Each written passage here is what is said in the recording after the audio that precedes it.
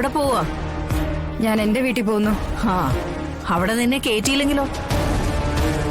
അല്ലെങ്കിൽ തന്നെ അവിടെ ആരിയ്ക്കുന്നു? രാജിയുടെ അമ്മയ്ക്ക് സുഖമില്ലെന്നും പറഞ്ഞ് ഷാരി അവിടെ പോയിരിക്കുക. ചിലപ്പോ ഇന്ന് മടങ്ങി വരില്ലെന്നും പറഞ്ഞു.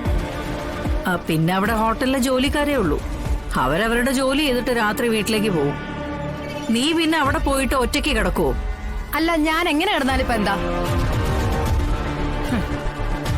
എല്ലാവർക്കും എല്ലായിടത്തു നിന്നും എന്നെ അങ്ങ് ഒഴിവാക്കിയാൽ മതിയല്ലോ. നീ നിന്റെ നില മറന്ന ശ്യാമേ സംസാരിക്കുകയും പ്രവർത്തിക്കുകയും ഒക്കെ ചെയ്യുന്നേ. അത് എല്ലാവർക്കും അങ്ങോട്ട് ഇഷ്ടപ്പെട്ടു എന്ന് വരില്ല. ഓ, അപ്പോ അമ്മ ഇങ്ങനെ ഇവിടെ വന്ന് നിൽക്കുന്നത് സ്വന്തം നില നോക്കിയാണോ? എന്റെ അമ്മേ, എന്തൊക്കെ വന്നാലും ശരി, എന്നെ കൊണ്ടാവില്ല അമ്മയെ പോലെ ഇവിടെ വന്നിങ്ങനെ അട്ടിപ്പേറ് കിടക്കാൻ. മക്കളെ കെട്ടിച്ചു കൊടുത്തു എന്നുള്ള ബന്ധം മാത്രമല്ലേ അമ്മയ്ക്ക് ഈ വീട് പറ്റുള്ളൂ? അതെ, ആ ബന്ധം ഒന്നുകൊണ്ട് മാത്രമാ ഞാൻ ഇങ്ങനെ വന്ന് നിൽക്കുന്നത്. അതും നിങ്ങൾക്ക് വേണ്ടി. എന്റെ 2 പെൺമക്കളെയും ഇവിടെ നിന്ന് അടിച്ചിറക്കി വിടാതിരിക്കാൻ. അതിനുവേണ്ടി മാത്ര ഞാൻ ഇവിടെ വന്ന് ഇങ്ങനെ നിങ്ങൾ കഴിക്കുന്ന പാത്രവും കഴുകി നിൽക്കുന്നത്. അതെ, അമ്മയ്ക്ക് അല്ലെങ്കിലും എന്തിന് ന്യായം ഉണ്ടല്ലോ. കഷ്ടപ്പെട്ടു പോയ കഥകളുടെ വിഴുപ്പും.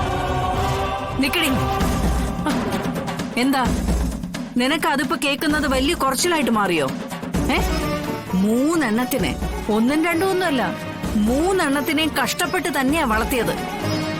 അത് ഞാൻ മരിക്കുന്നവരെ പറഞ്ഞുകൊണ്ടിരിക്കുകയും ചെയ്യും. നിനക്കത് കേൾക്കുന്ന ബുദ്ധിമുട്ടാണെങ്കിൽ കൊണ്ട് കേസ് കൊടുക്കടി. നീയൊക്കെ കെട്ടിലമ്മ ചമഞ്ഞ് നിൽക്കുന്നതല്ലാതെ എന്ത് ജോലിയാ ശ്യാമേ നീ ഇവിടെ ചെയ്യുന്നത്? ആ പാവ സുഖമില്ലാതെ കിടക്കുന്ന സ്ത്രീയില്ലേ സത്യാമ്മ, അവര് വയ്യാതെ കിടക്കല്ലേ? അവരുടെ ഊരുമുണ്ടെങ്കിൽ ഈ കാലത്തിന്റെ ഇടയ്ക്ക് നീ കഴുകി കൊടുത്തിട്ടുണ്ടോടി? ഇല്ലല്ലോ. നീ ചെയ്യാത്തത്, നീ ചെയ്യാൻ മടിക്കുന്നത് ചെയ്യാൻ തന്നെയാ ഞാനിവിടെ നിൽക്കുന്നത്. അത് നിർത്തി ഞാൻ എന്റെ വീട്ടിലേക്ക് പോകണമെന്ന് നീ പറഞ്ഞാലൊന്നും ഞാൻ കേൾക്കില്ല. പക്ഷെ ശാലിനി പറഞ്ഞാ കേൾക്കും. കാരണം അവക്കത് പറയാനുള്ള അധികാരമുണ്ട്. അല്ലെങ്കിലും അമ്മയ്ക്ക് പണ്ടേ മുൻതൂക്കം അങ്ങോട്ടാണല്ലോ. ആണ്. കാരണം അവള് നിന്നെ പോലെ എടുത്തു ചാടി വെഡിത്തങ്ങളൊന്നും എഴുന്നള്ളിക്കാറില്ല.